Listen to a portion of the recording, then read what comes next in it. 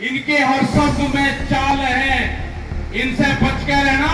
ये बेरूपिया है, ये कभी तिरछी टोपी उठेंगे, कभी सीधी उठेंगे।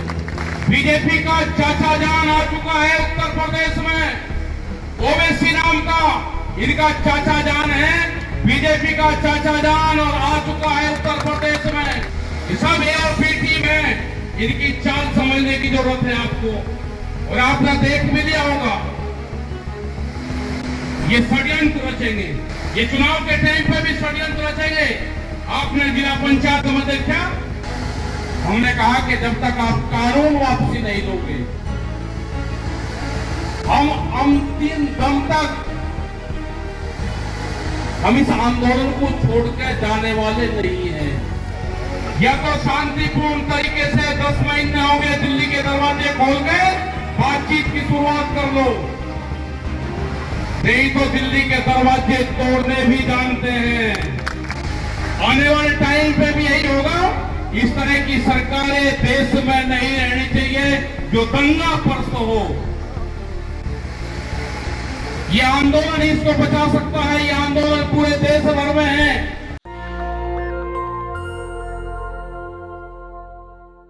का भाई मजबूत गांव, ब्राह्मणों का, उसका गुज्जर ठाकुर सब बिरादरी से घिरा हुआ गांव।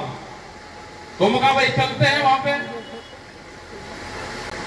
उस दिन क्या आए हुए, अब दोबारा शुगर फैक्ट्री चलने के हुए, ये बच्चे फिर गए। कौन कौन सा था भाई, ये आते जाते रहे वहां पर, सारे गांव की तरफ से सामान आया। मगर भाई एक बार गांव में जरूर आऊंगे। इन्होंने कहा आज आ जाओ, मगर 2-3 दिन में आ जाते हैं, क्योंकि आज के प्रोग्राम आगे तक हापुड़ तक लगा रखे, हमने ऐसे ही लगा रखे छोटे छोटे गांव गांव, किसी को 6 बजे का, किसी को रात को 8 बजे का। तो भाई धन्यवाद है आप सब लोगों का, और धन्यवाद इस युवा जनरेशन का भी है जो मोबाइल का इस्तेमाल करती है। बहुत एलिगेशन आज के इस आंदोलन पर लगे। अगर सरदार लोग इस आंदोलन में आए तो खालिस्तान नहीं बताया गया, अगर मुस्लिम समाज आया तो पाकिस्तान नहीं बताया गया, फिर कुछ जातियों के नाम लिए गए, फिर छोटा बड़ा आंदोलन बताया गया, फिर कुछ किसानों का बताया गया, फिर मजदूरों को इससे अलग करा गया, गन्ना किसान का बताया गया। इन्होंने करीब 17 तरह के एलिगेशन अब तक लगा लिए।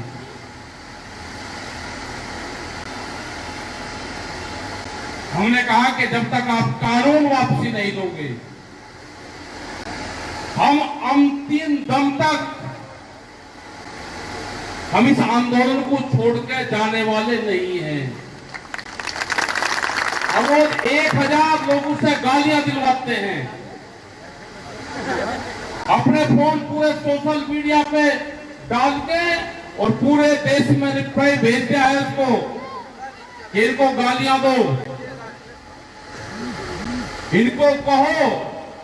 अब हम भी पक्के कि आप जो भी कहोगे हम सुनेंगे आपकी बात, लेकिन जब तक कानून वापसी नहीं लोगे, हम आपको छोड़ के जाने वाले यहां से नहीं है। दिल्ली के दरवाजे आपने बंद किए हैं, या तो शांतिपूर्ण तरीके से 10 महीने हो गए दिल्ली के दरवाजे खोल के बातचीत की शुरुआत कर लो, नहीं तो दिल्ली के दरवाजे तोड़ने भी जानते हैं। ये नहीं कहना कि दिल्ली में 4 लाख ट्रैक्टर आनकर हमारी दिल्ली को खराब करा है ना। वे 4 लाख ट्रैक्टर 26 जनवरी में वे थे जिन्होंने, भारत सरकार ने जिन ट्रैक्टरों को बंद कर दिया। 10 साल पुराना ट्रैक्टर यहाँ पे चल नहीं सकता। कानून देख रहा क्या क्या है।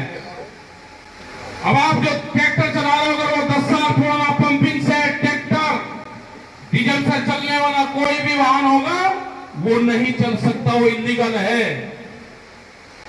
हमने कहा कि तुम्हारी दिल्ली की चमचमाती सड़कों के ऊपर ये ट्रैक्टर चल के दिखाएंगे, और 4 लाख ट्रैक्टर दिल्ली की सड़कों पर चल के दिखाएंगे। साजिश रची, लाल किले के ऊपर लेकर गए उनके दिल्ली पुलिस के अधिकारी, हमारे गांव का लोग जो सीधा भाला लोग हैं वो मेरठ के रास्ते नहीं जानता, वो सादरे के रास्ते नहीं जानता, उसको दिल्ली के रास्तों का पता है। दिल्ली के लाल किले के रास्ते खोले गए और जो रास्ते दिए गए थे वे रास्ते बंद करे गए। हमारे लोगों को षड्यंत्र के तहत किसानों को लाल किले के ऊपर लेकर गए। लाल किले ने कोई कानून बनाए? अरे जाना था इस किसान को तो पार्लियामेंट में जाते हम। तुम्हारी हिम्मत थी कि पार्लियामेंट से जाने से रोक सकते आप, लेकिन लाल किले पे एक तिरंगे झंडा, उसमें एक साजिश तहत फंसाने की कोशिश करी गई। 5 लाख तिरंगे झंडे लेके किसान दिल्ली की सड़कों पे था। दिल्ली की जनता ने फूल से वर्षा करी, लेकिन सरकार ने फंसाने की साजिश करी। एक लोहे का खाली पाइप वहां पर लगा हुआ था, जो झंडा है उसके पिछली तरफ वो पाइप होता है। किसी ने एक धार्मिक ध्वज वहां पर लगा दिया, एक साजिश रची गई इस किसान बिरादरी के खिलाफ कि झंडे का अपमान किया है। हम नहीं झंडे का अपमान करता कोई, किसी की हिम्मत है कि जो नेशनल फ्लैग है कोई तिरंगे का अपमान कर दे। हमारे बच्चों की लाशें तिरंगों में लिपट के बॉर्डरों से आती है। हमारा एक भी जवान वहां से वापसी पीछे नहीं हटता जब लड़ाई होती है, वो कुर्बानियां देता है वहां पे। हम तिरंगे किसान हम समझते हैं, ये बीजेपी वाले उस किसान नहीं समझते। इन्होंने जबलपुर हाईकोर्ट, जयपुर के हाईकोर्ट के ऊपर अपना भगवा झंडा फहराया 15 अगस्त को। ये कौन से तिरंगे की बात करते हैं? अभी आपने देखा होगा एक गवर्नर की डेथ हुई, तिरंगा झंडा नीचे था और अब पार्टी का झंडा उससे ऊपर था। तो तिरंगे झंडे की कदर हम जानते हैं, ये नहीं जानते इन्होंने कभी भी अपने संघ के ऑफिस में, जो नागपुर में इनका ऑफिस है, 1995 से पहले कभी वहां पर राष्ट्रीय ध्वज नहीं फहराया, अब फहराना शुरू करा है। तो तिरंगे झंडे की इंसानियत क्या है, उसकी गरिमा क्या है, वो हम किसान जानते हैं, गांव के लोग जानते हैं। ये फंसाने की कोशिश करते हैं हर जगह। अगर ये सरकार किसी पार्टी की होती तो वो बात करती। ये सरकार है मोदी सरकार, और मोदी सरकार को चलाती है बड़ी बड़ी कंपनियां। इन्होंने देश के पार्लियामेंट को धोखा दिया, पार्लियामेंट में कानून बाद लाए और व्यापारी के गोदाम पहले बने देश में। उन कानूनों को मान्यता देना चाहते हैं आज। क्या बड़े उद्योगपति को यह पता था कि मैं गोदाम बनाऊंगा मेरे पक्ष में कानून आएगा? लेकिन ये पता था उनको कि पार्लियामेंट में मैं जो चाहूंगा वो कानून बनेगा। कानून बनेगा जो पहले हमारा व्यापारी था गांव देहात में, वो 100, 150, 200 क्विंटल अनाज इकट्ठा कर सकता था। आज छूट दे दी है कि किसी पे 10 लाख मीट्रिक टन, लाखों क्विंटल अनाज, लाखों करोड़ों क्विंटल अनाज, वो जिसमें पैसा है वो खरीद के अपने गोदाम में रख सकता है। आज तेल की कीमतें बढ़ी, किसान के सरसों का भाव नहीं बढ़ा, सरसों तो किसान ने सस्ते में बेची। आज सरकार ने कहा कि तेल का स्टॉक नहीं कर सकते कंपनी वाले। यही तो हम किसानों ने कहा कि जो स्टॉक लिमिट है ये खत्म करो, ये कानून खराब है। इन्होंने दालों के ऊपर कहा कि दालों की कीमत बढ़ी, स्टॉक लिमिट नहीं होगी। सेब के अंदर क्या हुआ हिमाचल में? अडानी ने आज से जो 10 साल पहला रेट था वही रेट आज वहां के किसानों को दिया जा रहा है। 80,000 सेब की पट्टी अभी पिछले 15 दिन में हमने मार्केट में निकाल ली, जो उनके गोदाम में रखी हुई थी। मार्केट को डाउन करा, किसान की फसलों के रेट सस्ते करे। इनका एजेंडा है कि 2 महीने जब किसान की फसल आएगी 2 महीने सस्ता भाव रहेगा। और 10 महीने महंगे भाव पे बेचेंगे। ये कंपनी राज है, देश में राज करना चाहते हैं। आप लोगों को समझना होगा साहब। अब ये चुनाव लड़ने 5 साल के बाद में इनका एक त्योहार आता है, पॉलिटिकल आदमी का, ये आपके बीच में गांव में आएंगे, ये जाति धर्म की बात करेंगे, ये फिर दोबारा उसी दंगे की उसकी बात करेंगे। इनके हर शब्द में चाल है, इनसे बच के रहना। ये बेरूपिया है, ये कभी तिरछी टोपी उठेंगे, कभी सीधी उठेंगे। बीजेपी का चाचा जान आ चुका है उत्तर प्रदेश में, ओवैसी नाम का इनका चाचा जान है, बीजेपी का चाचा जान, और आ चुका है उत्तर प्रदेश में। उसका सहारा लेंगे, उसका फुल आशीर्वाद है। वो गाली देगा, ये कोई मुकदमा दर्ज नहीं करेंगे। वो कुछ भी कहेगा, इनका चाचा जान है, भुला करे, बहुत मन्नतों के बात में आ चुका है वो यहाँ पे। वो बर्बाद करेगा इस किसानों को यहां से। ये सब ए और बी टीम है, इनकी चाल समझने की जरूरत है आपको। और आपने देख भी लिया होगा, ये षड्यंत्र रचेंगे, ये चुनाव के टाइम पे भी षड्यंत्र रचेंगे। आपने जिला पंचायत में देखा, अगर बागपत के लोग मजबूत ना होते तो कोई जीत सकता था? क्रांतिकारी लोग थे बागपत के।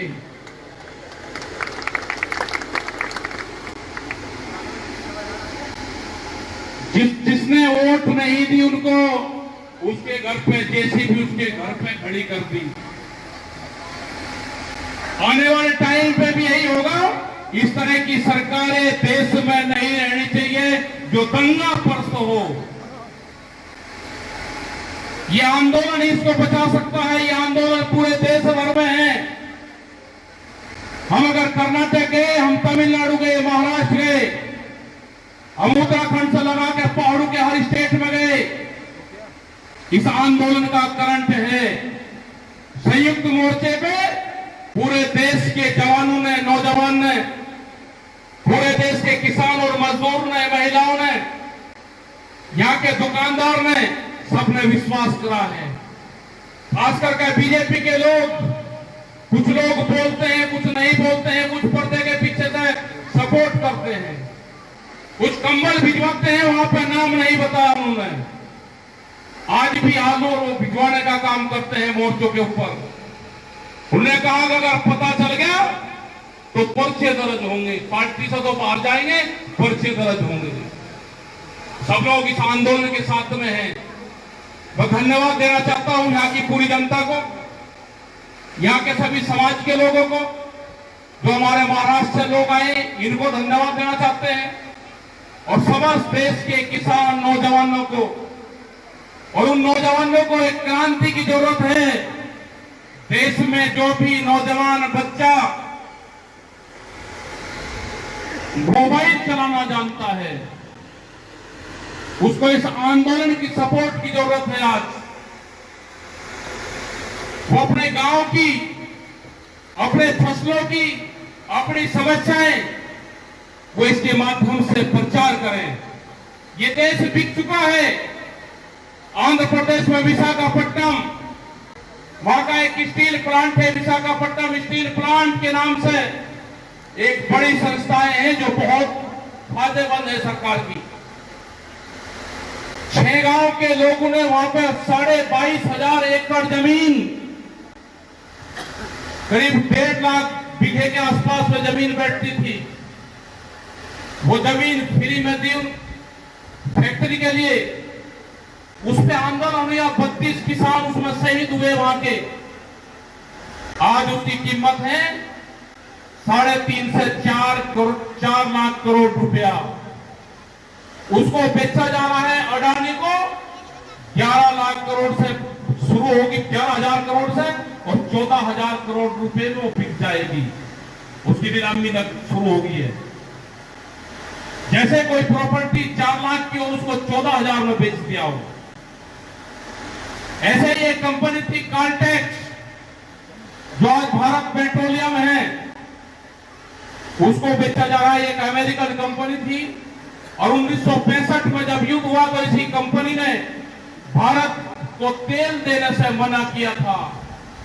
आज फिर इन कंपनियों को ये संस्थान बेचे जा रहे हैं। टेलीफोन, ये जो आपकी सड़कें बन रही हैं, अब आपका वो नहीं रहा कि मेरा चक मेरे सड़क के बराबर में है इसके हाईवे के। 500 मीटर तक आप कोई भी चाय की गुमटी नहीं लगा सकते, कोई पंचर की दुकान नहीं कर सकते, कोई होटल नहीं खोल सकते। ये कानून देश में आ चुका है। रेलवे की जमीन, मंडियों की जमीन बिक्री है। मध्य प्रदेश में शुरुआत होगी, 127 मंडियों की जमीन बेचना शुरू कर दिया है।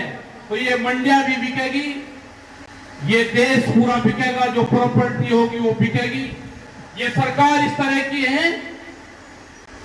अगर किसी बाप के 4-5 बालक हो और उनका पिताजी शराब पीता और वो सारी प्रॉपर्टी बेच दे, तो उसको गांव के लोग क्या कहते हैं, उसके परिवार के लोग क्या कहते हैं?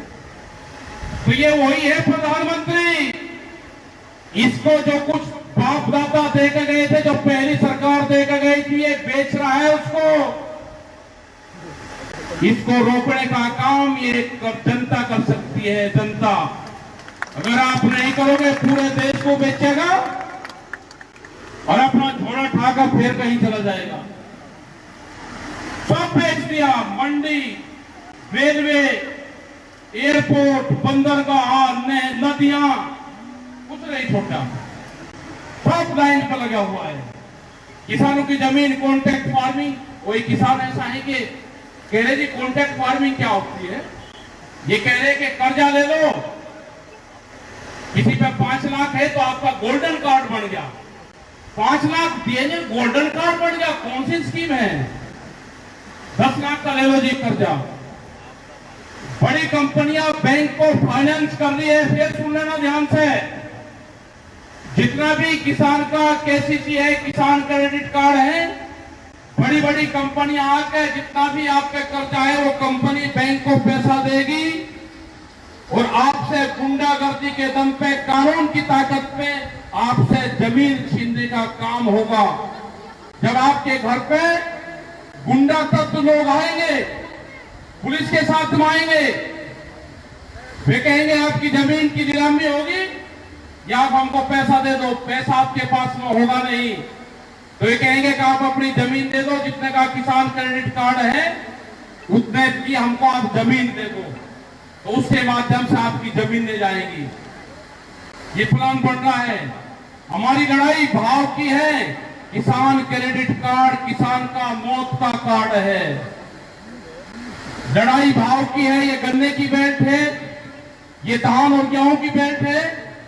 पिछले 5 साल से 1 रुपया गन्ने पर नहीं बढ़ेगा। पहले वाली सरकारें भी थी, एक ने 80 रुपए बढ़ाए, एक ने 40-50 रुपए बढ़ाए। ये 5 साल से 1 रुपया नहीं बढ़ाएंगे। बिजली के रेट देश में सबसे महंगे उत्तर प्रदेश में होंगे।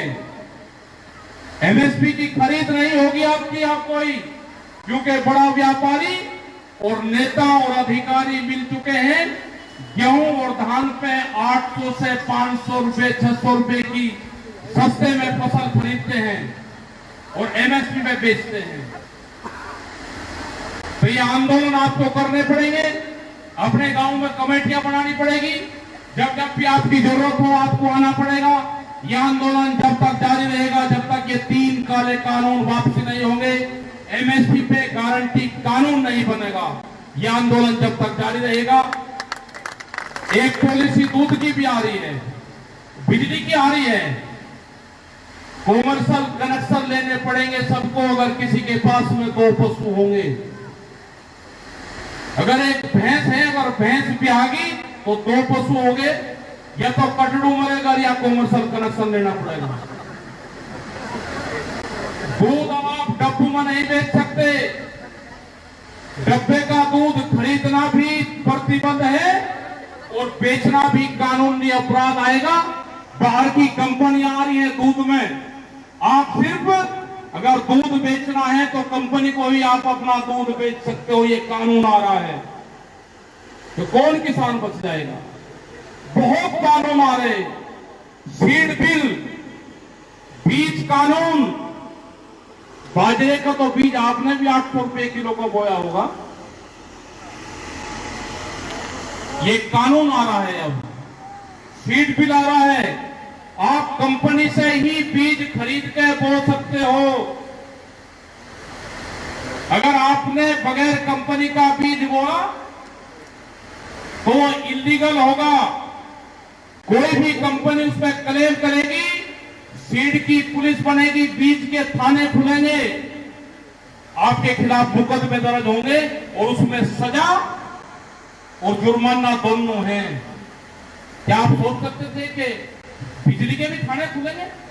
क्या आपने सोचा था कि महिलाओं के थाने खुलेंगे? तो अगर नहीं सोचा था तो बीज के थाने खुलेंगे, अब बीज पुलिस बनेगी। तो ये खेती छुपाने का ये प्रोपगंडा चल रहा है। इसको एक ही बचा सकता है देश का नौजवान। देश में युवा क्रांति की जरूरत है, युवा क्रांति देश में होगी। अगर देश को बचाना है, फसल और नस्लें बचानी है तो क्रांति होगी, क्रांति। ये दिल्ली फिर का कान खोल कर सुन ले, ये 4 लाख ट्रैक्टर भी यही है और वो 25 लाख आदमी जो आया था दिल्ली में वो भी यही है। ये बहुत प्रोपगंडा बनेंगे आपके बीच में, गांव में आएंगे। इनसे बच के रहना, ये बरूपिया है, सावधान रहना इनसे। ये अब आएंगे, इसके बाद में कभी नहीं आएंगे। ये देश को बेचने का काम करेंगे, इनको देश से बाहर जाना होगा। धन्यवाद, जय हिंद, जय भारत। और हम भारत माता के नारे लगाते हैं तो भूमिया माता के भी नारे लगेंगे देश में। भूमि के नारे लगेंगे। भूमिया क्या होती थी, भारत माता क्या है? भारत माता ये है कि जब भारत बसा तो उसको सब पूरी जमीन को भारत माता का नाम दिया गया। हम भूमिया माता का नारा लगाते हैं कि भूमिया क्या है कि जिस गांव में जब गांव बसता था तो भूमि पूजन करते थे हम तो उसके नारे लगाते थे, आज भी लगाते हैं, आज भी भूमि पूजन करते हैं। कोई शादी ब्याह फंक्शन होता है तो भूमि पूजन, अपने गांव की भूमिया पूज कर काम करते हो। तो इस आंदोलन में भी आप जाओ तो भूमि पूजन करके जरूर जान दीजिए, अपने गांव के स्थान को पूजें और देश की मिट्टी से लगाव होगा। तो महाराष्ट्र का जैसे नारा था, यहाँ की मिट्टी, यहाँ का पानी, ये इस तरह के नारे सब जगह लगते रहेंगे हमारे। हम जहां पर रहते हैं तो पूरे देश की मिट्टी हमारी है, चाहे कर्नाटक की हो, चाहे गुवाहाटी की हो। आप बर्बादी के कगार पर जाने वाले हो, आप संघर्षशील आदमी हो तो कुछ टाइम तक रुक सकते हो, नहीं तो जैसे अडानी में ये सेब का किसान बर्बाद करा, हिमाचल का, आसाम के चाय के किसान बर्बाद करे, तो ऐसे ही आप लोग भी बर्बादी के कगार पे हो। आप संघर्ष करो। जय हिंद, जय भारत। धन्यवाद। नेशनल दस्तक की आपसे गुजारिश है कि अगर इसको बचाना चाहते हैं तो नेशनल दस्तक को सब्सक्राइब करने के लिए रेड कलर के सब्सक्राइब बटन को दबाएं, फिर बेल आइकन की घंटी दबाएं। नेशनल दस्तक को बचाने के लिए बहुत जरूरी है कि हर खबर को शेयर करें, लाइक करें, कमेंट जरूर करें।